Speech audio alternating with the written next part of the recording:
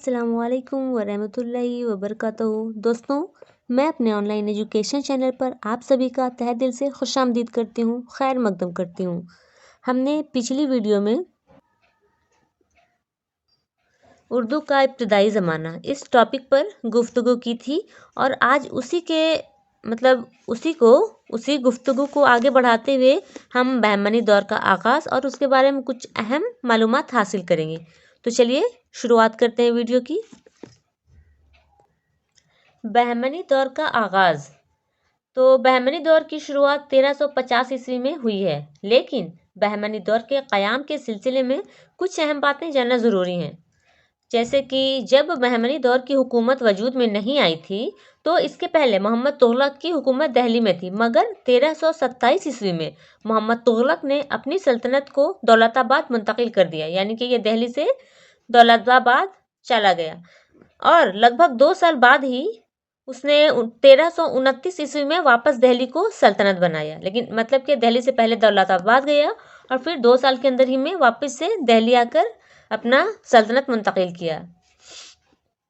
और जो है 1329 ईस्वी से लेकर लगभग 1347 ईस्वी तक तुगलक ने वहाँ हुकूमत की और 1347 ईस्वी में ही यानी कि 1347 ईस्वी में वहाँ के तमाम अमीरान सदह ने मोहम्मद तुगलक के खिलाफ बगावत कर दी, यानी कि उसका राज लगभग 1329 से 1347 ईस्वी तक चला। लेकिन उसके बाद वहाँ के अमीरा ने तुगलक के खिलाफ बगावत की और खुद के बीच से ही एक को हुक्मरान यानी कि बादशाह की गद्दी पर बैठाया और इस तरह से बहमनी दौर का या फिर कह सकते हैं कि बहमनी सल्तनत की बुनियाद पड़ी। तो मालूम ये हुआ कि बहमनी हुकूमत की शुरुआत 1350 ईस्वी में हुई, लेकिन 1524 ईस्वी तक कायम रही। 1525 ईस्वी में बहमनी दौर या बहमनी सल्तनत का खात्मा हो गया। बहमनी सल्तनत का पहला हुक्मरान अलाउद्दीन हसन शाह था। पहला हुक्मरान कौन था? अलाउद्दीन हसन शाह। ये बहमनी दौर का पहला हुक्मरान था। अलाउद्दीन हसन शाह ने पहले दौलताबाद को पाया तख्त बनाया, मगर बाद में कुछ वक्त गुजारने के बाद गुलबर्गा को पाया तख्त बना लिया। बहमनी दौर में कुल 18 हुक्मरान गुजरे हैं। कितने? लगभग 18। बहमनी दौर का दूसरा बादशाह मोहम्मद शाह था, जो अलाउद्दीन हसन शाह का बेटा था। अब इसके बारे में कुछ जान लेते हैं, अलाउद्दीन हसन शाह के बेटे मोहम्मद शाह के बारे में। मोहम्मद शाह शराब पीने का शौक रखता था। कौन? मोहम्मद शाह, यानी कि बहमनी दौर का दूसरा बादशाह। मगर बहमनी दौर के एक बुजुर्ग हजरत ज़ैनुद्दीन के कहने पर मोहम्मद शाह ने शराब पीना छोड़ दिया था। बहमनी क्या किया था? छोड़ दिया था शराब पीना। जैसा कि हमने जाना कि बहमनी दौर में कुल 18 हुक्मरान थे, तो बहमनी दौर के 18 हुक्मरानों में कुछ हुक्मरानों का दौर काफ़ी अहम गुजरा है, जिसमें फ़िरोज़ शाह का नाम भी आता है। फ़िरोज़ शाह बहमनी सल्तनत के 8वें बादशाह थे। उसके बाद है मोहम्मद हुसैनी गेसुए दराज, जो बहुत बड़े मुसन्निफ़ गुजरे हैं। ये फ़िरोज़ शाह के ज़माने में ही गुलबर्गा तशरीफ़ लाए थे। ये किस ज़माने में? फ़िरोज़ शाह की, यानी कि जो 8वां हुक्मरान था बहमनी दौर का, उसके ज़माने में।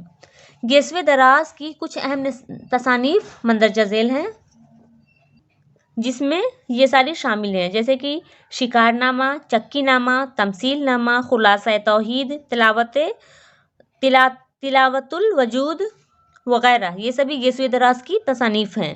अब यहाँ पर एक और बात है कि मिराजुल आशिकीन को भी गेसुए दराज की तसनीफ़ कहा जाता था, लेकिन तहकीक से ये साबित हुआ कि ये आपकी तसनीफ़ नहीं है, यानी कि ये आपने नहीं लिखी है।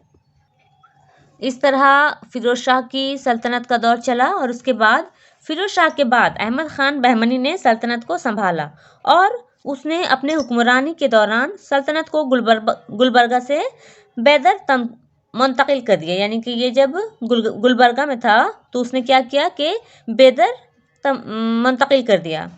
अहमद शाह ने आज़री, जो फ़ारसी के मशहूर शायर थे, इन्हें अपना मुल्कुल शुअरा बनाया। किसको? आज़री को। किसने? अहमद शाह ने आज़री को अपना मुल्कुल शुअरा बनाया।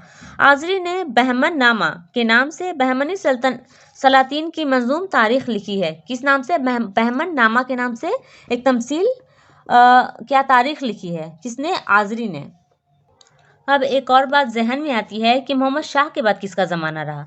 तो मोहम्मद शाह के बाद यूसुफ आदिल शाह बादशाह बना, जो मोहम्मद शाह का सिपाही सालार रह चुका था, यानी कि मोहम्मद शाह ने जिसे अपना सिपाही सालार बनाया था वो बाद में जाकर क्या बन गया, हुक्मरान बना। उसके बाद है बहमनी दौर के खात्मे पर कुछ 5 रियासतें बनी जो कुछ इस तरह थीं। तो चलिए इनको भी देख लेते हैं। 1487 ईस्वी में बदीर शाही सल्तनत ने बेदर में आज़ादी का ऐलान कर दिया। उसके बाद 1490 ईस्वी में क्या हुआ कि 1490 ईस्वी में अहमदनगर के निज़ाम शाही ने आज़ादी का ऐलान कर दिया। उसके बाद जिस तरह से 1487 ईस्वी में शाही ने, कौन, बैदर शाही ने आज़ादी का ऐलान कर दिया था, उसी तरह से 1487 ईस्वी में ही बरार में भी उमाद शाही सल्तनत ने आज़ादी का ऐलान कर दिया था। उसके बाद है कि 1490 ईस्वी में बीजापुर के आदिल शाही सल्तनत ने खुद मुख्तारी का ऐलान कर दिया। उसके बाद पांचवा है कि 1512 ईस्वी, यानी कि 1512 ईस्वी में कुतुब शाही सल्तनत ने खुद मुख्तारी का ऐलान कर दिया था। इस तरह से ये पांचों दौर गुजरे हैं। नई मतलब कि हुकूमतें बनी और इस तरह से बढ़ी और इनका खात्मा हुआ। तो दोस्तों, हमने बहमनी दौर के बारे में काफ़ी तफसील से मालूमात हासिल कर ली है। अब हम थोड़ा बहुत वली दक्कनी के बारे में जान लेते हैं। तो वली दक्कनी की जाए पैदाइश में इख्तिलाफ है। अहसन मार हरवरी ने लिखा है कि वली औरंगाबाद में पैदा हुए हैं। उसके बाद है वली ने सैयदुल मौली के साथ दिल्ली का सफ़र किया था। उसके बाद है कायम चांदपुरी के मुताबिक वली ने 1700 ईस्वी में दिल्ली का सफ़र किया था। कब? 1700 ईस्वी में। ये किनके मुताबिक है? चांदपुरी के मुताबिक। वली ने दर्ज झेल में दक्कनी शायरों का असर कबूल किया है। उनमें कौन कौन से शामिल हैं देख लेते हैं। मोहम्मद कुली, गवासी, शाही, हसन शौकी, नुसरती, यानी कि इन सारे शायरों का असर कबूल किया था। किन्होंने? तो वली ने शहर सूरत की तारीफ में भी शेर कहा है, यानी कि उन्होंने सूरत शहर के बारे में शेर लिखी है और उसकी तारीफ की है। क़याम दिल्ली के दौरान वली की मुलाकात ज़माने के मशहूर आलिम व शायर सादुल्लाह गुलशन से हुई और शाह गुलशन ने ही वली को फ़ारसी कलाम से इस्तिफ़ादा का मशवरा दिया था। किसने? तो सादुल्लाह गुलशन ने क्या किया था? मशवरा दिया था फ़ारसी में कलाम का।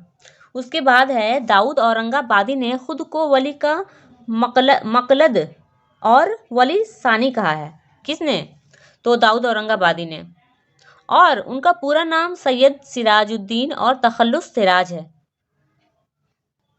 तो यहाँ पर एक सवाल उठता है कि किसका पूरा नाम सैयद सिराजुद्दीन और तखल्लुस सिराज है? तो ये वली दक्कनी का पूरा नाम है और वो तखल्लुस क्या किया करते थे? तखल्लुस सिराज किया करते थे। अब यहाँ पर भी कुछ अहम बातें हैं जो कि देख लेते हैं बारीकी से। गुलशन फरमा रवा औरंगजेब आलमगीर ने बीजापुर 1686 ईस्वी और गोलकंडा को फतह कर लिया। बीजापुर यानी कि गोलकंडा को फतह कर लिया था। कब? 1686 ईस्वी में।